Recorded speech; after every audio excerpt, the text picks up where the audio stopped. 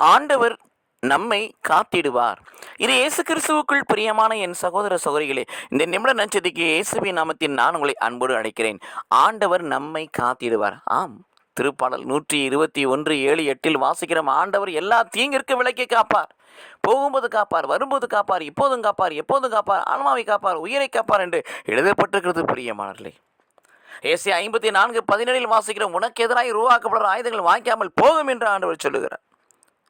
மட்டுமல்ல பிரியமான செக்கரியாவில் சொல்லுகிறார், உன்னை சுற்றிலும் நானே நெருப்பு சுவராய் இருப்பேன் என்று சொல்லுகிறார். உரையும் ஆட்சியுமாய் இருப்பேன் என்று சொல்லுகிறார். இதோ நான் வருகிறேன், உங்கள் நடுவில் குடிகொள்கிறேன் என்று சொல்லுகிறார். இது இயேசு கிறிஸ்துவுக்குள் பிரியமானவர்களே, அவர் நம்மை காப்பதில் கவனமாய் இருப்பார்.